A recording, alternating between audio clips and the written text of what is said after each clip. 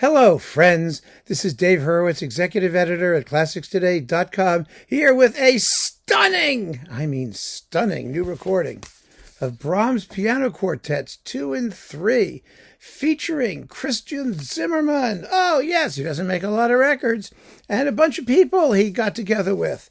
Those people are you ready? I get to mispronounce them all. Maria Nowak, violin, Katarzyna Budnik, viola, and Yuya Okamoto, cello. Well, I did my best. Anyway, this is amazing. This is absolutely fantastic. Of course, the first piano quartet, the one that Schoenberg illustrated with the Hungarian finale in G minor, that's the famous one. Well, they're not doing the famous one. They're doing the two less famous ones. And that's a great thing because it gives them a chance, as Christian Zimerman says in his notes, to be more famous. Yes, they deserve to be more famous. Gosh, they're fabulous. They're amazing pieces of music. All three of them are just stunning. You know, Brahms is always at his best in chamber music. Always. I mean, almost without exception.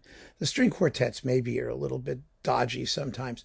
But wow. I mean, the quintets, the sextets, anything with piano. Just incredible stuff. And what makes it so fabulous is that it's kind of like counterintuitive music. In other words, people generally assume that chamber music, because it's written for smaller forces and because it has great snob appeal and all of that stuff, is going to be somehow less emotional, intimate. Well, it is intimate, but not as thrilling as orchestral music. Well, Brahms is just the opposite. Brahms is just the opposite because his music is at all times so disciplined. And with chamber forces, the discipline is built in. And whatever the psychology of it was, and I don't quite understand it, but it was, when it came to chamber music, Brahms felt free. He seemed to be able to just completely let himself go. And I know that the idea of like letting yourself go on a piano quartet sounds a little bizarre, but listen to the C minor piano quartet, number 3. It's a knockout. It's absolutely incredible. It is emotionally harrowing, at least at the beginning and throughout the first movement.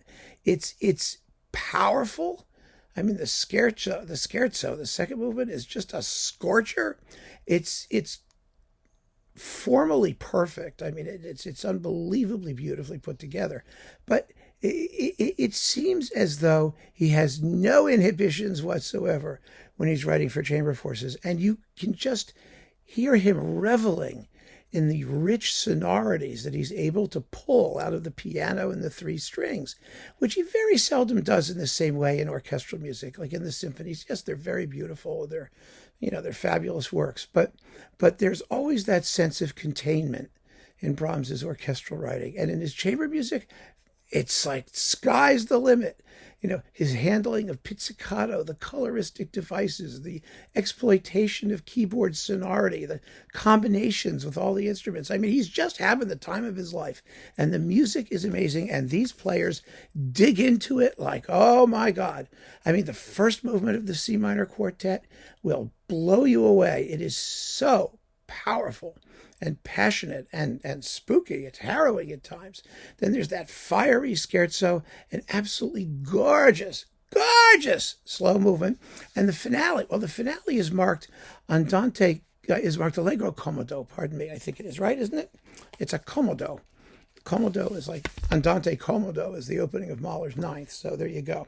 Yes, Allegro Comodo. Comodo means comfortable.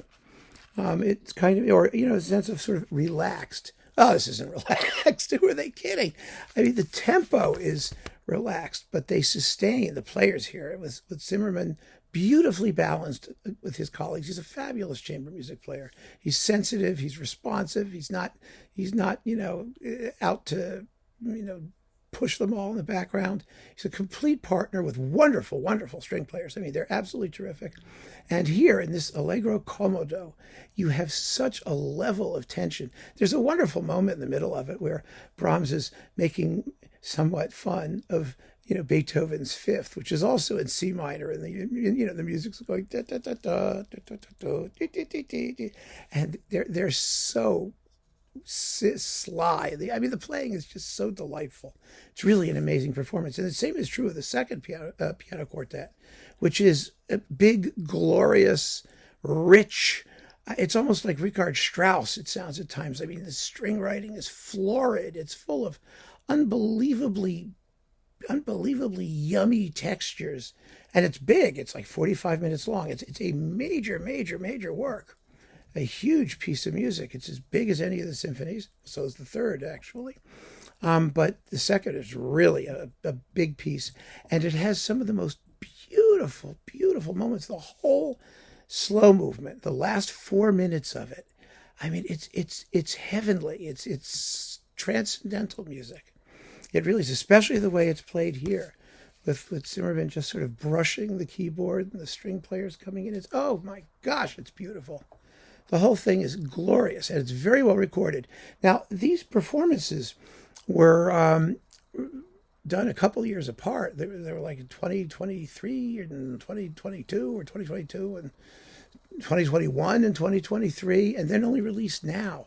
So they're already 2 and 4 years old, actually.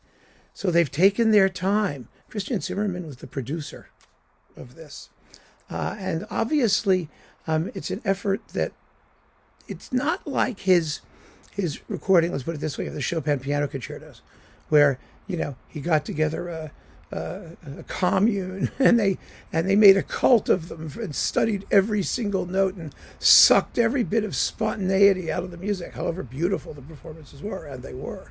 This is spontaneous, passionate, but also incredibly focused music making. It's glorious. So don't miss it. Keep on listening, friends. Thanks for joining me. Take care.